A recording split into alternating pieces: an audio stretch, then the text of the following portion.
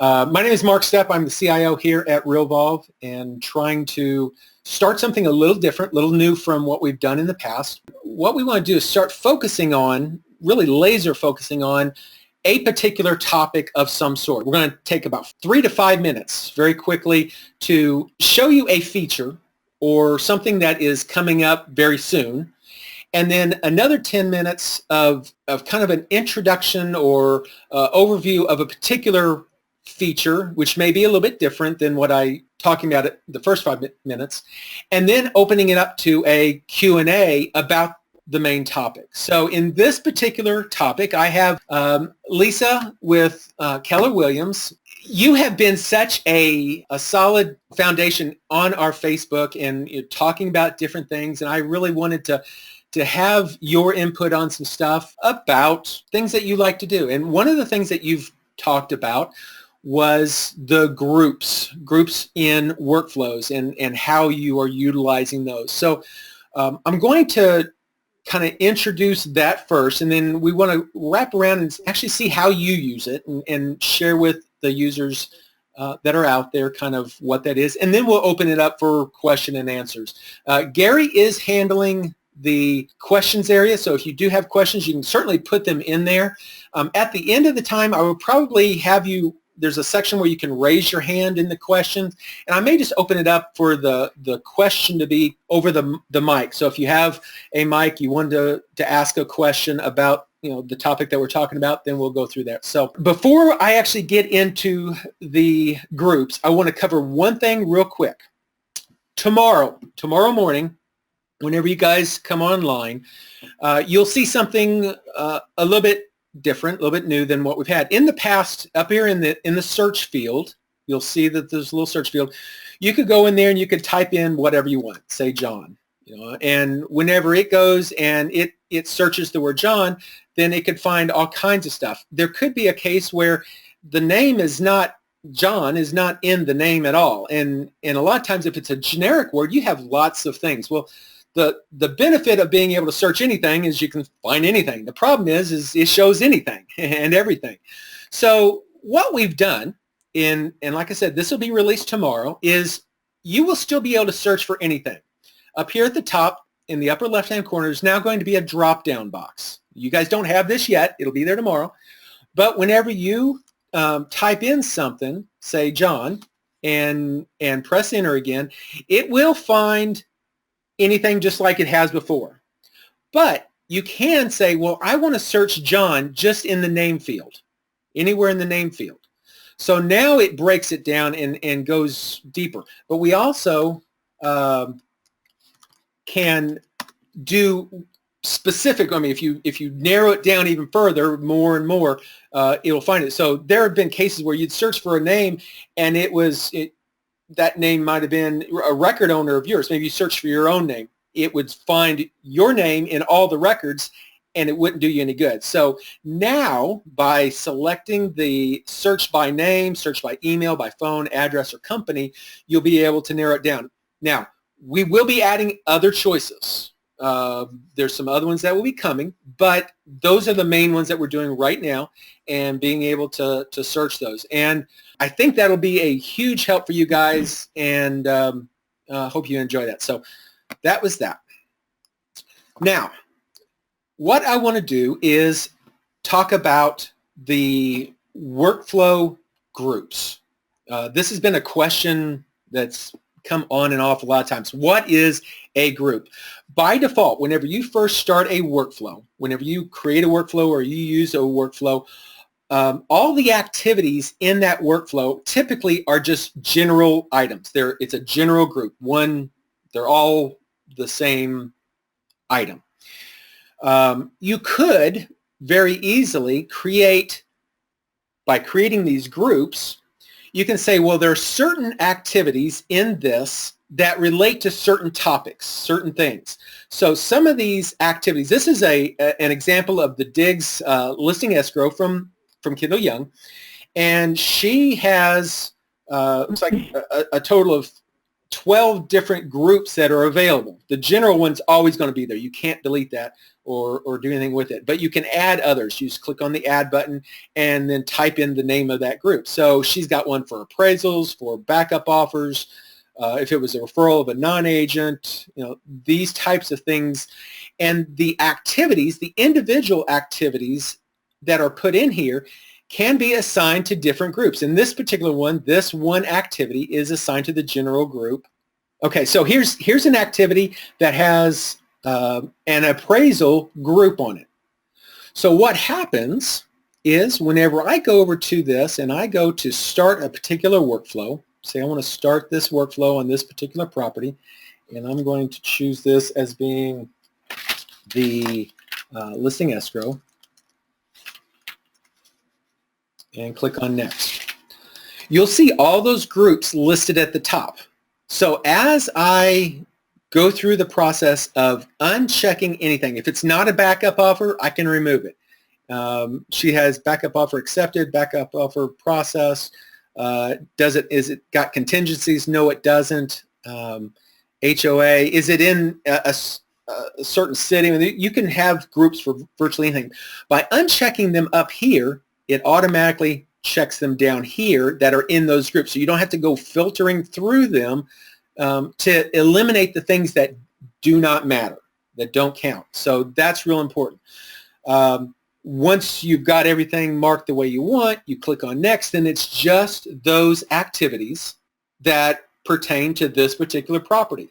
You've got, instead of having a generic workflow that has all these extra things in there, you can quickly eliminate those things that no longer are valid.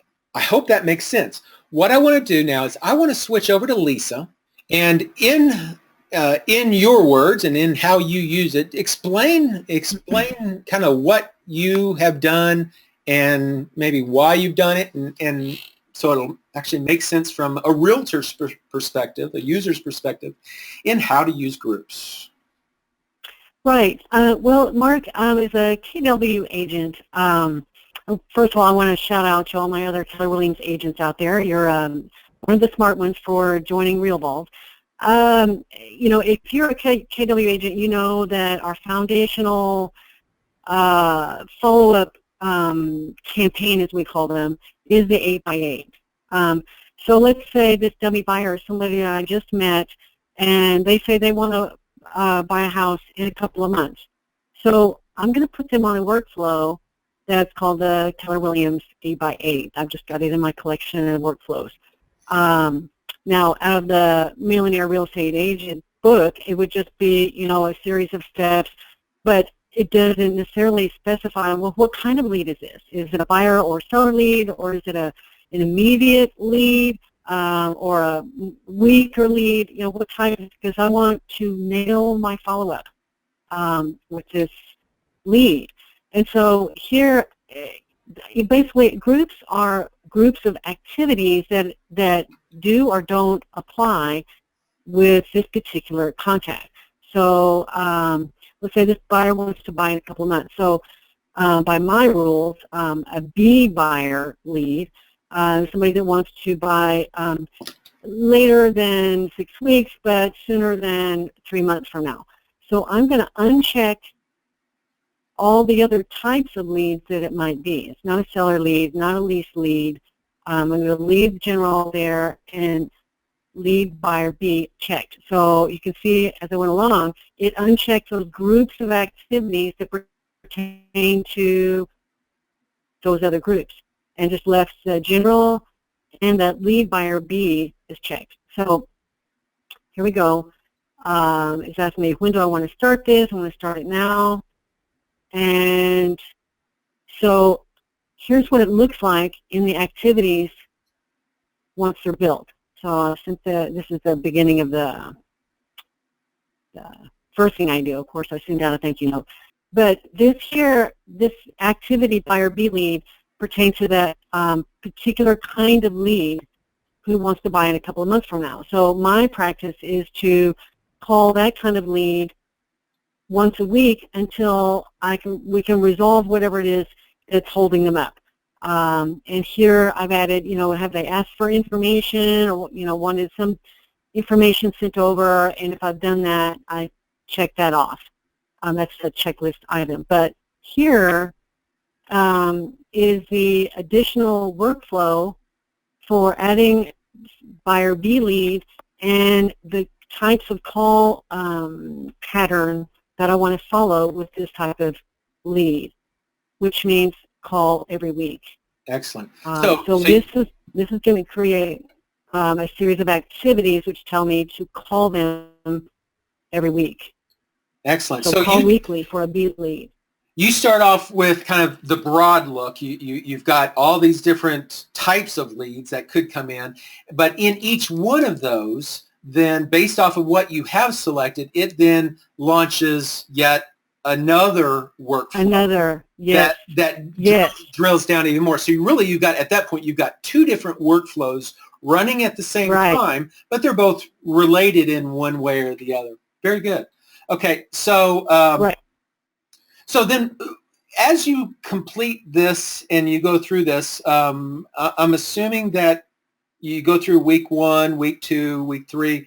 At the end of the 8 weeks, then do they just drop off? What do you do with that? No. Here it is. Let's see. 8 weeks, I make a phone call, and then look here.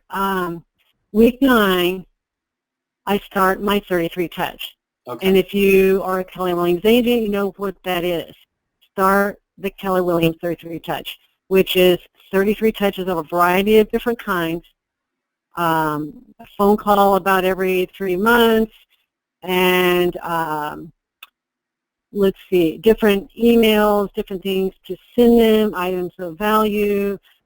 Just, keep in touch over a long period of time. Excellent. Awesome. And of course, if this is not appropriate for this particular client at this time, I will just click that off to skip it. If something else would be better. But for just the usual, then they're going to move on to a 33 touch, and there's the follow-up calls and stuff. And even at the end of that, which is like a year later, that's going to call and see about restart. So it will just kick it off over again. So they'll never drop off. Very good. Very good.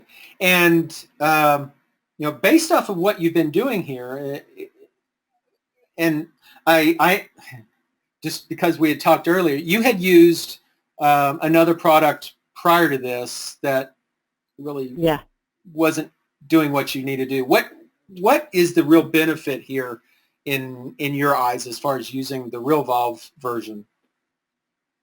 Oh gosh, I mean, I was using eEdge as a new agent of Keller Williams Realty. They give you that. It's nice for lead capture and stuff, but to get started. But I needed help to keep me on nailing my follow-up without fail, without having to hold all that information in my head, because over time I get so many contacts, so many different follow-up calls to make different patterns. This Realvolve with the workflows keeps me on top of it. So every morning I come up here to where that check mark is, and I click that, and basically saying, Realvolve, what do I have to do today?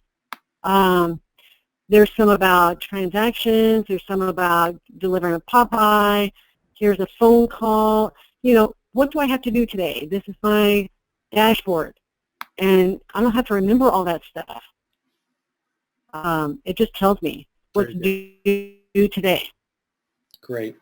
Okay, so what I'd like to do now, did you have anything else there that you wanted to share? I mean, that is, for me, that's really what we designed it for. And what's fun whenever you're designing software, and a lot of people don't even think about this, but it's fun seeing the user use it. How, even though we can plan on, this is how we'd like for you to use it, not everybody uses it that way. We spend a lot of time trying to figure out what it is you guys do and how can we make that easier to do. So I think Excuse me for a second, guys. Yeah, go ahead, Gary.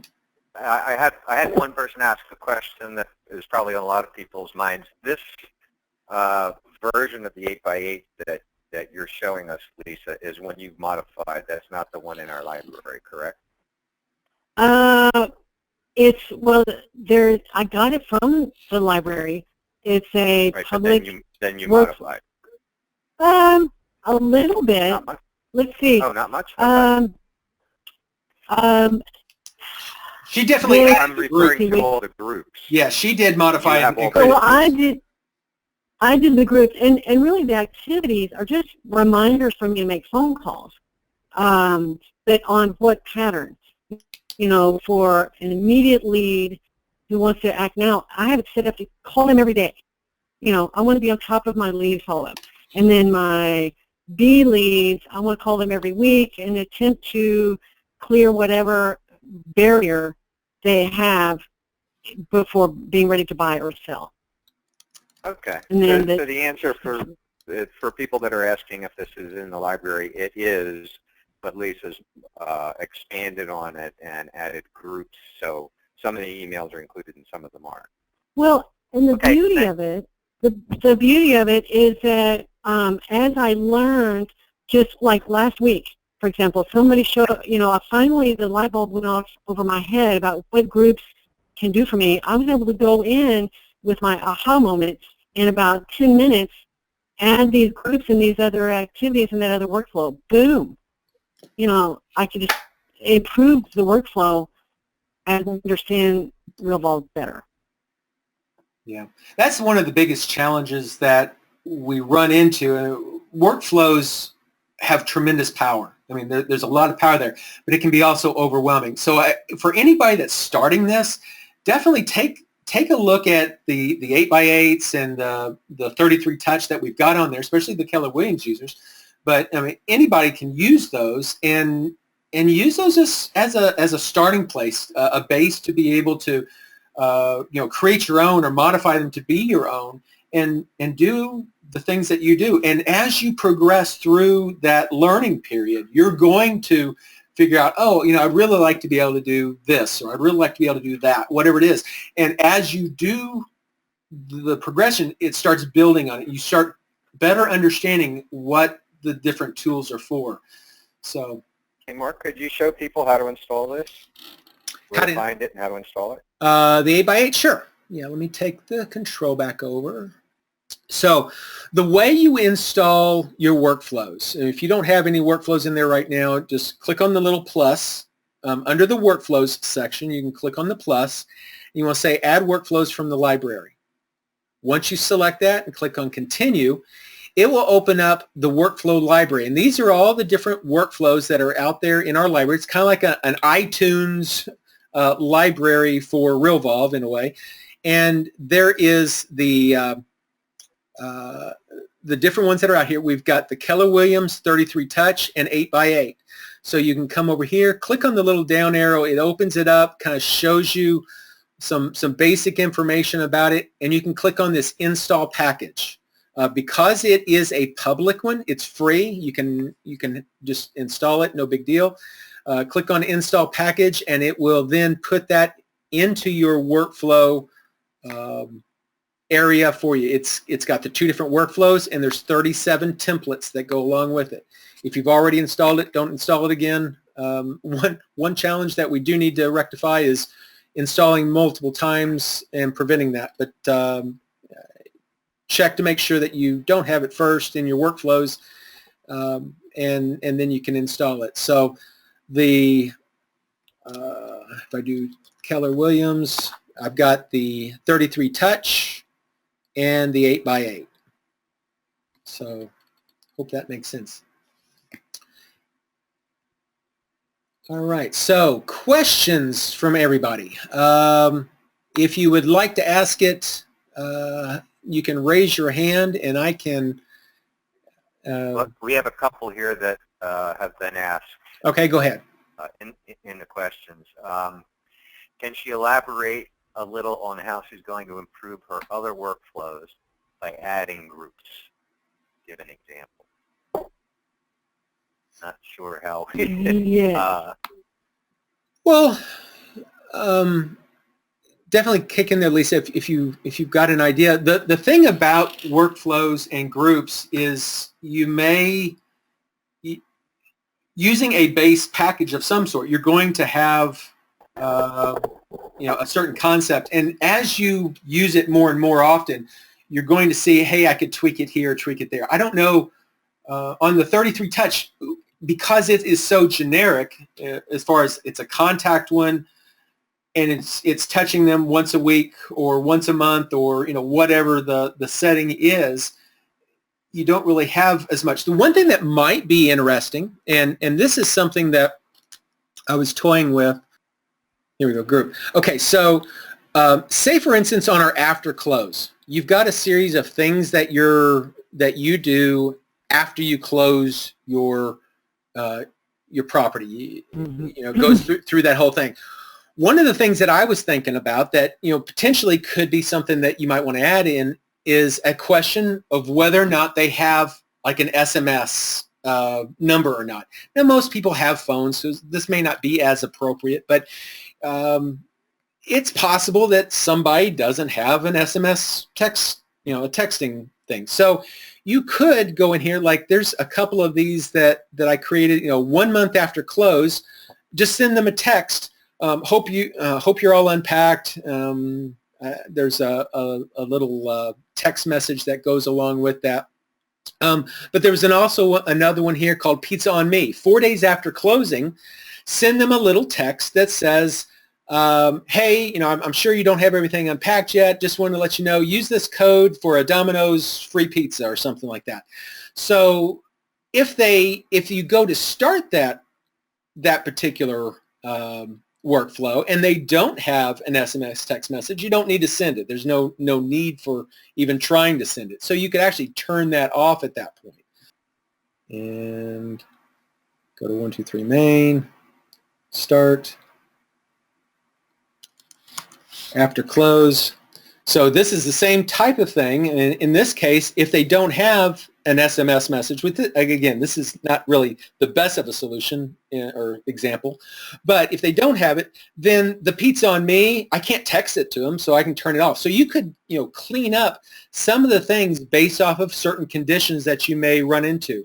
If during the closing process, if some of the things deal with well and septic, if they don't have a well, they don't have septic, you can make those things into groups so that you can uncheck them so that they'll be removed from your list. So processes, standard processes, your listing processes, your closing processes are all things that are really subject to conditions. And as those conditions crop up, you can easily eliminate those particular activities from your workflow, making it much easier to deal with if you don't have them in the list at all. So unchecking them is a critical piece. And Kendall was talking about this on hers. Whenever she goes through the closing process, she has city ordinances from different cities and different things. So each of her activities are very specific to some of those groups that she has selected, and it makes it so much easier on her through that listing period or that closing period to deal with those individual activities. Okay, I have a nice quick one here that a lot of people ask me on support and such, and that is they have a plan already in place. It's going. Let's say it's a listing and they sold the listing. They now need to end that existing workflow. How do you do that? Okay, so whenever you have an activity, let me go ahead and just start this one here, just after close. I'm just going to grab this and hit next, start it as it is, next. Okay, so once an activity or once a workflow is actually started and you start progressing through it, and any of the activities in there, you start manipulating and going down through that process, checking them off, doing the things that you need to do. If you get to a point where maybe the property itself fell through, or something went bad with it, At that point, any of the remaining activities that are at the top, you can come up here and click on your little X. It'll say delete this activity. Now, whenever you do that on an individual activity that you've just manually entered, it'll just allow you to delete it. If it's a workflow, it will come up and say, do you want to delete just this one activity? It may be something that you just really don't need to do and you just want to delete that one. Or you can say, I want to delete all the activities that belong to the same workflow. The best option really is this last one, which is delete all the remaining activities in this workflow. So it will leave in the activities list anything that you have already completed. That way you're not losing anything that you know that you've already done. It's still there. You know that you sent these emails. You know that you made these phone calls, and it's not been removed. But if you use this delete remaining, then only the non-completed items that you've not completed will be deleted, and that workflow basically stops. Okay, I have another question. Are tags and groups the same thing? Tags and groups are not the same thing. Tags are used for searching whenever you are doing different things. One of the things that you might do in an activity here is you might have like the pizza on me activity here might have a tag of, pizza. Well, you might want to know on any given day what kind of results you've gotten from the pizza, or how many people you've sent pizza to. So you could do a tag of pizza and do a search on that, in which case it would find anything that has the word pizza in the tag field, which is different than a group. A group, the only thing that the group is for is to help you eliminate those activities whenever you first start them. And that's the main purpose of them, is to help you eliminate them if they're not needed. A tag is used for searching purposes, so that you can search on those tags and be able to pull them up and find them quickly. You are launching, this is a good general topic question. You're launching this from a transaction. Is this more appropriate than from contacts?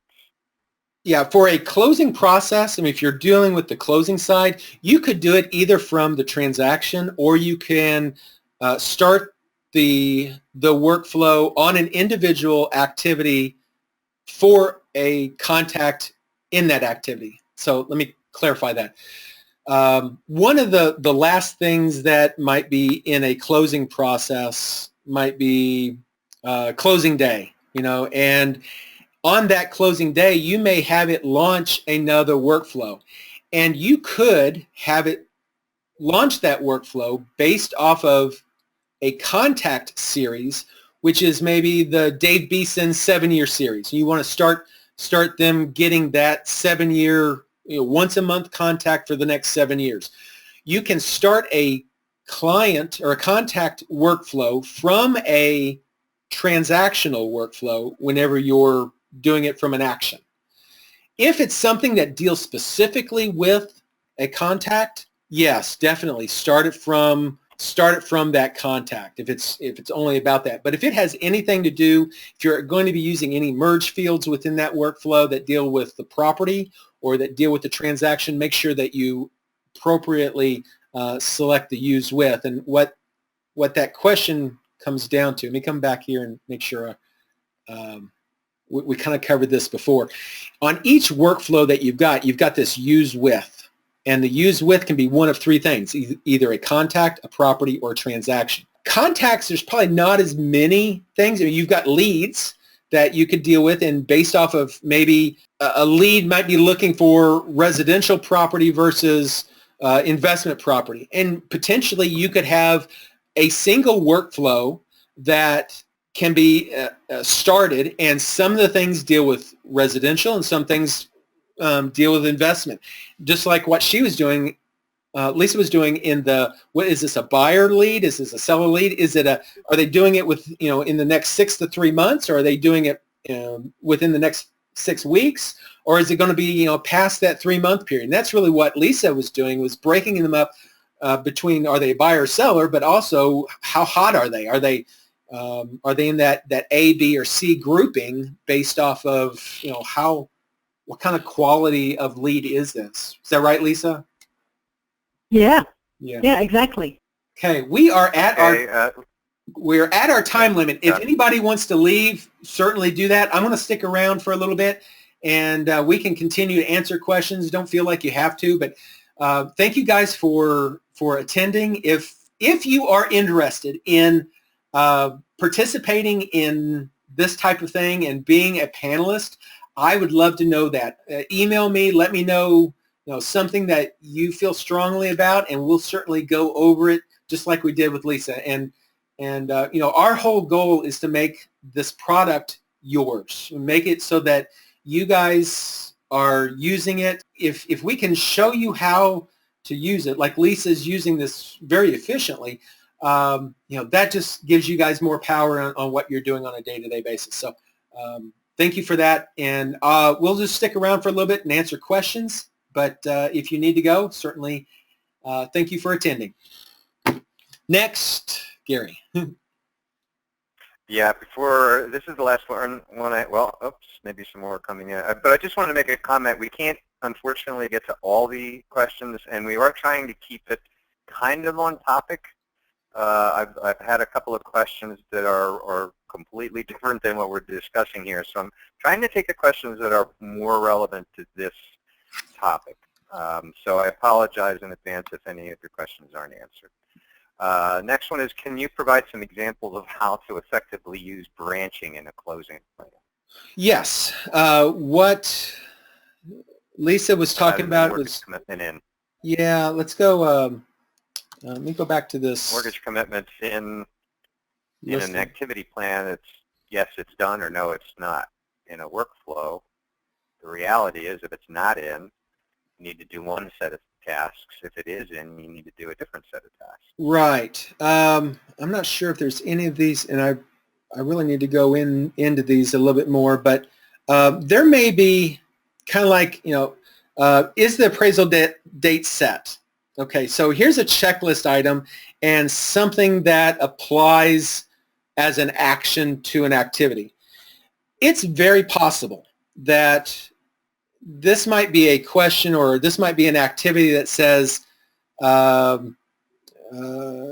do they have well and septic? I mean, this is one option that you could do. Do they have well and septic, yes or no? And if they have well and septic, maybe you want, instead of having the groupings and having them all in there, maybe you want to launch another workflow. So you can branch, you can create another activity. Let me just do a branch A, and we'll start a workflow of some sort. And I'm not going to save this, but we'll do even branch B. Now, this is so generic, I'm hoping that it makes sense.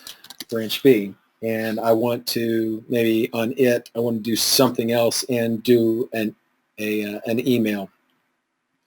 So based off of whenever this particular activity comes up, you're going to have the option, you're going to have in this particular case, you're going to have 3 different actions. You complete the little checklist thing. Did I do it? Yeah, I did. And then it's going to come up and give you 3 different options for doing something. I could send an email for one of the actions. I might send a text for another action. I might start another workflow for another, but I'm branching different ways based off of different conditions that might be happening.